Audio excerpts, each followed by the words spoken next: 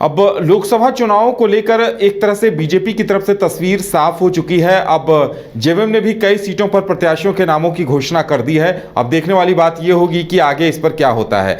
सबसे बड़ी बात यह सामने आ रही है कि बीजेपी ने अपनी रणनीति बदली है। बीजेपी ने ओबीसी, दलित और आदिवासी वोटरों पर फोकस कर दिया है और अपने उन्हीं नेताओं को फ्रंट पर लेकर आई है जिनसे इन समीकरणों को, दलित समीकरण, आदिवासी समीकरण और ओबीसी समीकरण को साधा जा सके।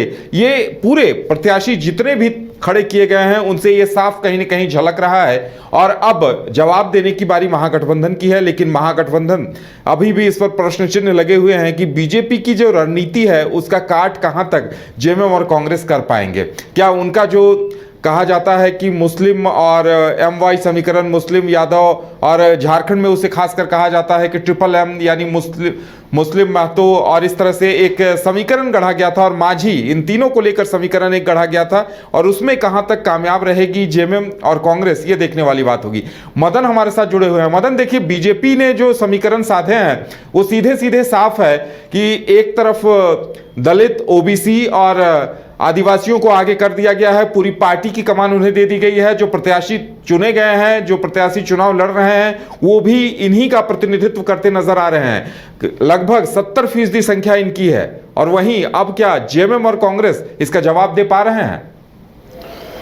बिल्कुल, देखिए, राजनीति जो है वो अब जातिगत आधारित होती जा रही है और इसका प्रमाण जो है ये रिपोर्ट बताती है। जिस तरह से बीजेपी ने अब गॉड, एक तरह से कहें जनरल, ओबीसी, आदिवासी और दलित को लेकर के चलने के लिए अपनी एक रणनीति बनाई और इसके तहत अगर देखें तो सबसे ज़्यादा बीजेपी ने ओबीसी समाज के लोगों को उम्मीदवार बनाया। वहीं अब विपक्ष की अगर बात करें तो विपक्ष ने भी ट्रिपल एम का सहारा लिया है, यानी कि माझी, मुस्लिम और महतो, ये समीकरण बनाकर जो है अपने प्रत्याशियों को चुनावी मैदान में उतारा है।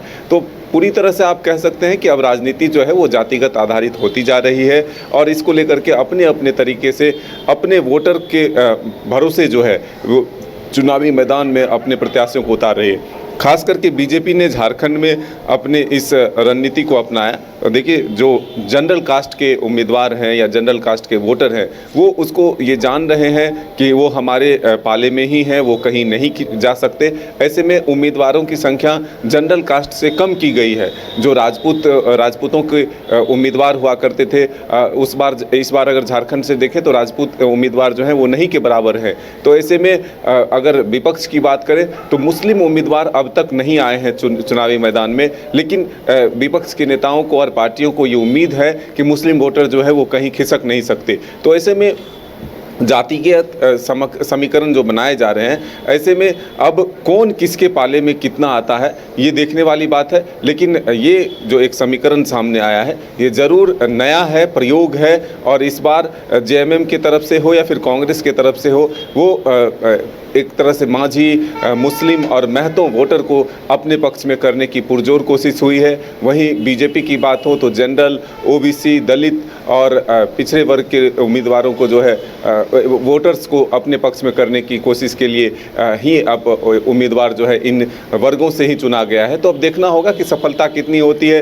पिछले बार अगर आप देखें तो जनरल कैटेगरी के उम्मीदवारों की संख्या ज़्यादा थी, लेकिन इस बार उसको जो है ओबीसी कैटेगरी में ज़्यादा लाया गया। तो क्या इसके परिणाम आएंगे ये तो आने वाला वक्त बताएगा। लेकिन मदन, वहीं ये दूसरी बात ये भी है, देखिए, अभी अगर देखा जाए बीजेपी का जो समीकरण है उसकी काट कहीं ना कहीं कांग्रेस जेएमएम की तरफ से करने की कोशिश हो रही है, क्योंकि हजारीबाग से ओबीसी महतो जेपी भाई पटेल को टिकट दिया गया है। उसी तरह से मथुरा महतो को जो जनरल सीट है गिरिडीह की, वहां से टिकट दिया गया है। यानी कहीं ना कहीं उस समीकरण के काट की कोशिश चल रही है, लेकिन दूसरी जगह की जो सीटें हैं वहां कहीं ना कहीं पेंच फंसता नजर आ रहा है। चतरा की बात कर ली जाए, जमशेदपुर की बात कर ली जाए, या फिर चाईबासा में भी हो समाज का एक प्रतिनिधिमंडल चंपई सोरेन से मिला था और नाराजगी जताई थी कि हो समुदाय से आपने प्रत्याशी नहीं दिया। तो कहीं न कहीं लगता है कि इसी बात का कांग्रेस और जेएमएम की तरफ से भी इंतजार हो रहा है कि ये समीकरण साधे जाएं, जैसा वो गिरिडीह और हजारीबाग में साध सके हैं। देखिए, ये तमाम जो राजनीतिक दल हैं वो ये जानते हैं कि अगर आदिवासी समाज के लोग हमारे साथ हैं तो किसी एक वर्ग उसमें से या एक जाति के लोग अगर उम्मीदवार नहीं बनाए जाते हैं तो उस पर विशेष ध्यान नहीं है। मुसलमानों की बात की जाए तो अगर मुसलमानों को टिकट नहीं भी मिलता है तो वो कहीं नहीं जाएंगे, इतना वो आश्वस्त हैं। राजपूतों को टिकट से वंचित किया गया, खास करके बीजेपी की तरफ से अगर देखें, आजसू की तरफ से देखें तो राजपूतों को टिकट से वंचित किया गया, तो वो ये आश्वस्त हैं कि वो हमारे वोटर हैं और वो कहीं नहीं जाएंगे। तो ऐसे में ये जो परिस्थितियां उत्पन्न हुई है, तो एक तरह से बीजेपी का काट जो है वो जरूर इंडिया गठबंधन ने ढूंढा है और ऐसे में जेपी पटेल को हजारीबाग से उम्मीदवार बनाया जाता है। तो ये माना जा रहा है कि ओबीसी समाज के लोगों को अपने पक्ष में करने की कोशिश दोनों तरफ से हुई है और इसी कारण मथुरा महतो या जेपी पटेल जैसे लोगों को उम्मीदवार बना करके चुनावी मैदान में उतारा गया है। बिल्कुल, और यही गोड्डा में भी यही देखने वाली बात है मदन, क्योंकि दीपिका सिंह का अगर नाम आ रहा है तो वो फॉरवर्ड भी हैं, लेकिन उनकी शादी ओबीसी में हुई है, तो वो खुद कह रही है कि मैं दोनों समीकरण साधूंगी। वहीं प्रदीप यादव ओबीसी उम्मीदवार माने जाते हैं और फुरकान अंसारी अल्पसंख्यक कोटे से कहे जाएंगे। लगता है इन्हीं पेंच में अभी उलझ कर रह गई है कांग्रेस।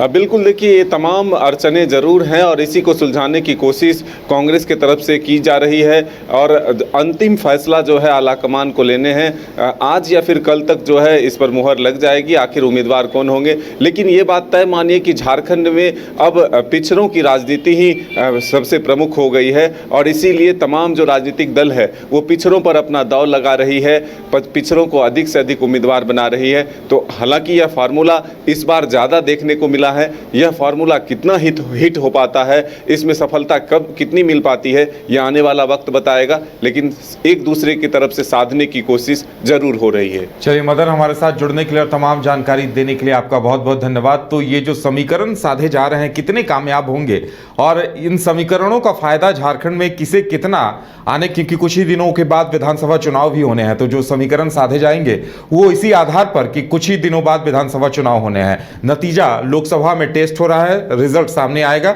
उसके बाद इन समीकरणों को लगता है अंतिम रूप दिया जाएगा। फिलहाल हमारे साथ इतना ही, हमें दीजिए इजाजत और आप देखते रहिए न्यूज बाइस्कोप। नमस्कार। एलीट इंस्टीट्यूट, अगर आपके अंदर चाह है तो एलीट आपकी राह है। IIT हो या मेडिकल, आप चाहते हैं अपने आप को उत्कृष्ट दिखाना, आप चाहते हैं खुद को IITian के रूप में दिखना या मेडिकल के क्षेत्र में आगे बढ़ना, तो एलीट आपके लिए बहुत बड़ी ताकत के साथ आपके सामने है। आइए, खुलिए, बढ़िए, पहुंचिए। एलीट